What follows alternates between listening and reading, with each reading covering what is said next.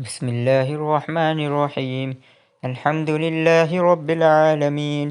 اللهم صل على سيدنا محمد وعلى آل سيدنا محمد وبارك وسلم.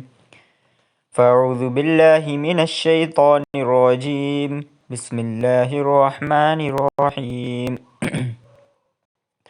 كنتم خير أمة أخرجت للناس تأمرون بالمعروف وتنهون عن المنكر وتؤمنون بالله ولو آمن أهل الكتاب لكان خيرا لهم منهم المؤمنون وأكثرهم الفاسقون. سورہ آل عمران آیت نمبر 110، پارہ نمبر 4، پارہ رکوع نمبر 3، سورہ رکوع نمبر 12۔ ترجمہ: مومنوں، جتنی امتیں یعنی قومیں لوگوں میں پیدا ہوئیں، تم ان سب سے بہتر ہو کہ نیک کام کرنے کو کہتے ہو اور برے کاموں سے منع کرتے ہو اور خدا پر ایمان رکھتے ہو، اور اگر اہل کتاب بھی ایمان لے آتے تو ان کے لیے بہت اچھا ہوتا۔ ان میں ایمان لانے والے بھی ہیں لیکن تھوڑے اور اکثر نافرمان ہیں۔ لَن يَضُرُّوكُمْ إِلَّا أَذًى وَإِن يُقَاتِلُوكُمْ يُوَلُّوكُمُ الْأَدْبَارَ ثُمَّ لَا يُنصَرُونَ۔ اور یہ تمہیں خفیف سی تکلیف کے سوا کچھ نقصان نہیں پہنچا سکیں گے، خفیف یعنی چھوٹی۔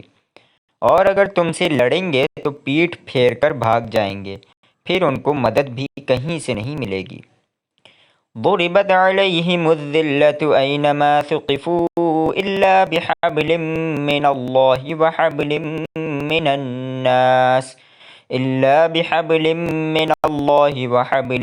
من الناس وباءوا بغضب من الله وضربت عليهم المسكنة ذلك بأنهم كانوا يكفرون بآيات الله ويقتلون الأنبياء بغير حق ذلك بما عصوا وكانوا يعتدون۔ یہ جہاں نظر آئیں گے ذلت کو دیکھو گے کہ ان سے چمٹ رہی ہے، بجز اس کے کہ یہ خدا اور مسلمان لوگوں کی پناہ میں آ جائیں، اور یہ لوگ خدا کے غضب میں گرفتار ہیں اور ناداری ان سے لپٹ رہی ہے۔ یہ اس لیے کہ خدا کی آیتوں سے انکار کرتے تھے اور اس کے پیغمبروں کو ناحق قتل کر دیتے تھے۔ یہ اس لیے کہ یہ نافرمانی کیے جاتے اور حد سے بڑھے جاتے تھے۔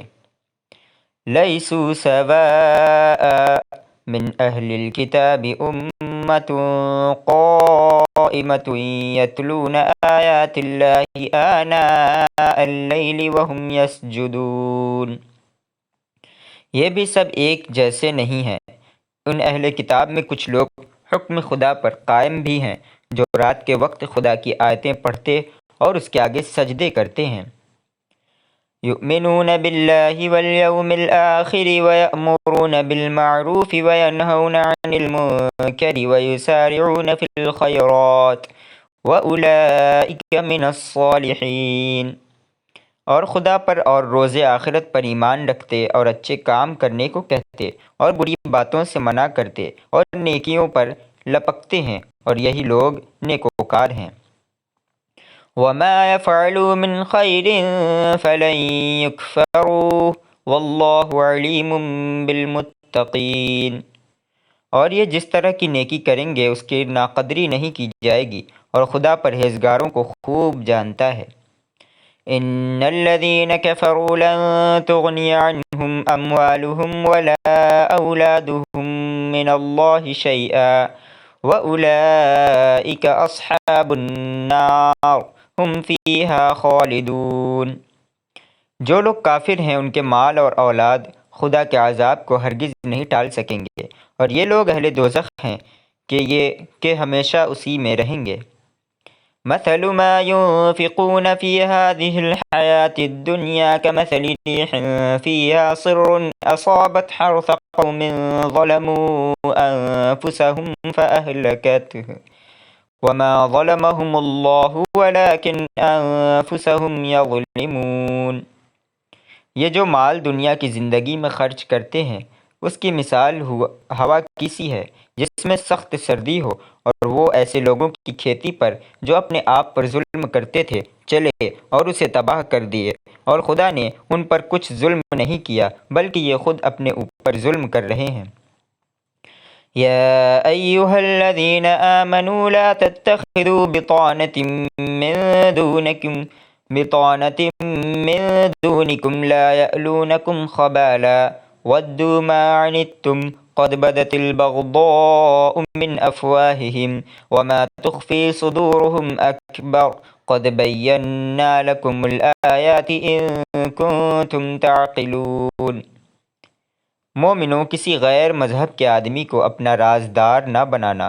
یہ لوگ تمہاری خرابی اور فتنہ انگیزی کرنے میں کسی طرح کوتاہی نہیں کرتے اور چاہتے ہیں کہ جس طرح ہو تمہیں تکلیف پہنچے۔ ان کی زبانوں سے تو دشمنی ظاہر ہو ہی چکی ہے، اور جو کینے ان کے سینوں میں مخفی ہیں یعنی چھپے ہوئے ہیں وہ کہیں زیادہ ہیں۔ اگر تم عقل رکھتے ہو تو ہم نے تم کو اپنی آیتیں کھول کھول کر سنا دی ہیں۔ تحذیر مومنین از اختصاص و ارتباط با دشمنان دین۔ قال تعالی یا ایھا الذین الی محیط۔ آیت ربط۔ گزشتہ آیات میں مسلمانوں کی صفات اور کافروں کے ضمائم اور قبائح کا ذکر تھا۔ اب ان آیات میں مسلمانوں کو ہدایت ہے کہ کافروں کے ساتھ خلا ملا نہ رکھو اور نہ ان کو اپنا رازدار بناؤ۔ کافر تمہارے دین اور دنیا دونوں کے دشمن ہیں۔ یا یوں کہو کہ جب گزشتہ آیات میں یہ بیان کیا کہ کفر اور ظلم کے سرد ہوا نے ظالموں کے اعمال کی کھیتیوں کو تباہ برباد کیا، تو اب آئندہ آیت میں اہل ایمان کو نصیحت فرماتے ہیں کہ تم ان ظالموں سے خلط ملط نہ رکھنا، مباداً ان کے کفر اور ظلم کی سرد ہوا کا اثر تمہارے اعمال کی کھیتیوں کو کوئی نقصان نہ پہنچا دے۔ چنانچہ فرماتے ہیں، اے ایمان والو، ایمان کا مقتضا یہ ہے کہ اپنے غیروں کو اپنا رازدار اور بھیدی نہ بناؤ، یعنی غیر مسلموں کو اپنا ہمدم اور رفیق اور رازدار نہ بناؤ۔ اور اس ممانعت کی متعدد وجوہ ہیں۔ اول تو یہ کہ یہ لوگ فتنہ انگیزی اور تمہارے تباہ کرنے میں کوئی کسر نہیں چھوڑتے اور ہر وقت اسی کی کوشش میں لگے رہتے ہیں، خواہ مسلمان میں باہمی کوئی خرابی اور فساد پیدا ہو۔ دوم یہ کہ ہر وقت اس کی تمنا کرتے ہیں کہ تم کسی تکلیف اور ضرر میں مبتلا ہو جاؤ، یعنی تکلیف میں مبتلا ہو جاؤ۔ ہر وقت تمہاری مصیبت کے خواہش مند رہتے ہیں، یہ خواہش کبھی ان کے دل سے زائل نہیں ہوتی۔ سوم یہ کہ ان کے دل تمہاری عداوت سے لبریز ہیں کہ بعض مرتبہ ولی و بغض اور اندرونی عداوت بلا اختیار ان کے منہ سے ظاہر ہو جاتی ہے۔ بغض اور عداوت اس درجہ پہنچا ہوا ہے کہ اس کو ضبط نہیں کر سکتے اور نہ وہ ان کے چھپانے سے چھپ سکتا ہے۔ اندر سے اچھل کر اور ابل کر منہ پر آ گیا ہے اور کھل گیا ہے۔ چہارم یہ کہ وہ بغض اور عداوت ہے جو ان کے سینوں نے اپنے اندر چھپا رکھا ہے، وہ اس سے کہیں زیادہ ہے کہ جو عداوت ان سے ظاہر ہو جاتی ہے۔ تمہیں معلوم نہیں کہ ان کے سینوں کے اندر عداوت کتنی چھپی ہوئی ہے۔ تحقیق ہم نے تمہارے لیے صاف صاف نشانیاں بیان کی، اگر تم کو عقل ہے تو سمجھ جاؤ کہ یہ تمہارے خیر خواہ نہیں بلکہ سخت دشمن ہیں، ہرگز اس قابل نہیں کہ ان کو اپنا بتانے یعنی دوست اور رازدار بناؤ۔ پنجم یہ کہ تم ایسے نادان اور غفلت شعار کیوں ہو کہ تم ان کو دوست رکھتے ہو اور وہ تمہیں دوست نہیں رکھتے۔ پس اگر وہ تم سے بغض اور عداوت ہی نہ رکھتے تو فقط ان کا تم سے محبت نہ رکھنا یہ کافی تھا کہ ان کو بتانا رازدار نہ بنایا جائے، اس لیے کہ جس کو تم سے محبت نہ ہو اور نہ وہ تمہارا خیر خواہ ہو تو اس کو اپنا رازدار بنانا نادانی ہے۔ اور چھٹی وجہ یہ کہ تم اللہ کی سب کتابوں پر ایمان رکھتے ہو اور ان لوگوں کا حال یہ ہے کہ وہ تمہاری کتاب پر باوجود حقانیت ظاہر ہو جانے کے تمہاری ضد میں اس پر ایمان نہیں لاتے۔ ان کو چاہیے تھا کہ وہ تم سے محبت رکھتے۔ تم اللہ کی تمام کتابوں پر ایمان رکھتے ہو اور ان کی کتاب کا انکار نہیں کرتے، مگر معاملہ برعکس ہو گیا کہ وہ تم سے بغض اور عداوت رکھتے ہیں۔ بس ایسے لوگوں کو کیا اپنا دوست اور رازدار بناتے ہو؟ ضدی اور پیچی آدمی کو رازدار بنانا سخت غلطی ہے۔ اور ساتویں وجہ یہ ہے کہ ان کے برتاؤ اور معاملہ تم سے منافقانہ ہے، مخلصانہ نہیں، اس لیے کہ یہ لوگ جب تم سے ملتے ہیں تو یہ کہتے ہیں کہ ہم مسلمان ہیں، اور جب اکیلے ہوتے ہیں تو غیظ و غضب سے تم پر انگلیاں کاٹتے ہیں۔ مطلب یہ ہے کہ جب اپنے مجمع میں اکیلے ہوتے ہیں اور کوئی مسلمان وہاں نہیں ہوتا تو مسلمانوں کے جوش عداوت میں غصہ ہو کر دانتوں سے انگلیاں کاٹتے ہیں۔ مسلمانوں کی دن دونی رات چوگنی قوت و شوقت اور باہمی اتحاد اور الفت ان سے برداشت نہیں ہوتی، اس لیے اپنے مجمع میں اسی دلی عداوت کا اظہار کرتے ہیں۔ اے نبی صلی اللہ علیہ وسلم، آپ ان سے کہہ دیجئے کہ اپنے اس غصے میں گلا گھونٹ کر اسی طرح جلتے اور مرتے رہو اور یوں ہی عمر بسر کرتے رہو۔ یہ غصہ مرتے دم تک تمہارے ساتھ رہے گا اور اس غیظ سے تم اسلام اور مسلمانوں کا کچھ نہیں بگاڑ سکتے۔ اللہ نے اپنے دوستوں پر نعمتیں پوری کر دیں، تمہارا غصہ اور حسد بیکار ہے۔ بمیر اے از حسد پیوستہ غمگین، کہ جز مرگت نخواہد داد تسکین۔ تحقیق اللہ سینوں کی باتوں کو خوب جانتا ہے اور دشمنوں کے دلوں کی پوشیدہ باتیں اپنے دوستوں کو بتلا دیتا ہے۔ اور 8ویں وجہ یہ ہے کہ ان کی عداوت اور حسد کا یہ حال ہے کہ اے مسلمانوں، اگر تمہیں ذرا سی بھلائی چھو بھی جائے تو انہیں بہت ہی بری لگتی ہے۔ سمجھ لو کہ ان کا حسد اس درجہ پہنچا ہوا ہے۔ اور 9ویں وجہ یہ ہے کہ اگر تمہیں کوئی برائی یا تکلیف پہنچے تو اس سے وہ خوش ہوتے ہیں، یہ ان کی شماتت کا حال ہے۔ اور 10ویں وجہ یہ ہے کہ وہ اندرونی طور پر تمہارے خلاف سازشوں میں سرگرم ہیں، جس کا علاج یہ ہے کہ اگر تم صبر اور تقوی پر قائم رہو، یعنی ان کی ایذاؤں پر صبر کرو اور ان کی موالات اور بنانے سے پرہیز کرو، یعنی رازدار بنانے سے پرہیز کرو، تو تم کو ان کا فریب کچھ نقصان نہ دے گا۔ اللہ نے ان کے اعمال کا احاطہ کیا ہوا ہے، ان کے مکر کا ضرر اور اثر تم پر کچھ نہیں پڑے گا۔ اور اگر کسی جگہ کافروں سے تم کو کوئی ضرر پہنچے تو سمجھ لو کہ یہ صبر اور تقوی کی کمی کی وجہ سے پہنچا ہے۔ اللہ سے معاملہ درست رکھو تو پھر کافروں نے جو راستے میں کانٹے بچھائے ہیں وہ سب کے سب خود بخود صاف ہو جائیں گے۔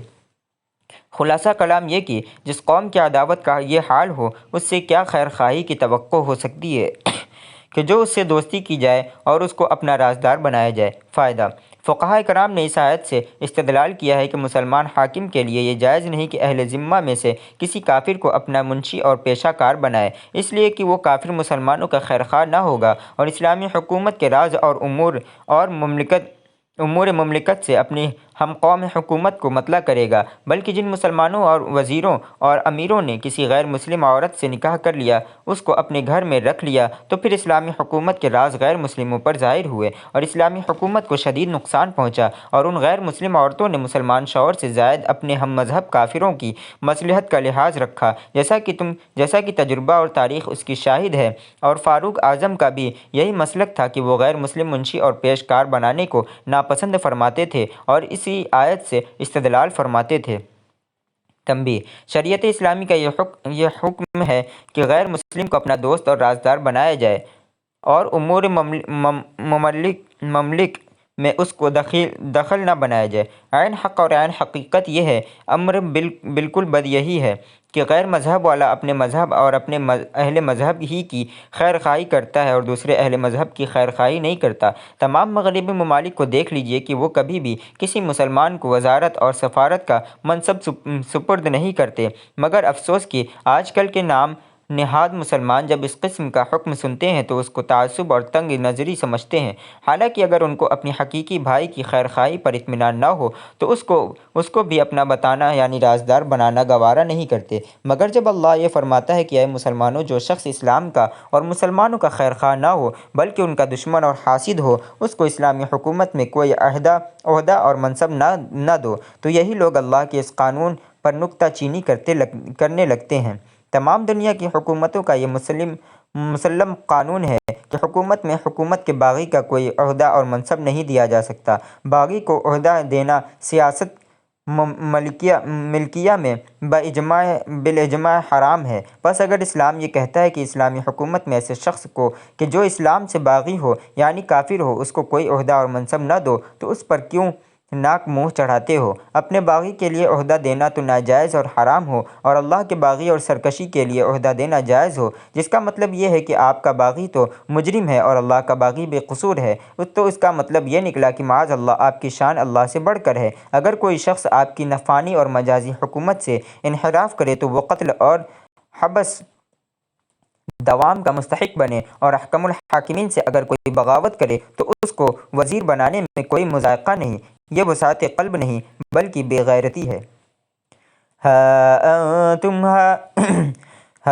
أنتم أولئك تحبونهم ولا يحبونكم وتؤمنون بالكتاب كله وإذا لقوكم قالوا آمنا وإذا خلوا عضوا عليكم الأنامل من الغيظ قل موتوا بغیظکم ان اللہ علیم بذات الصدور۔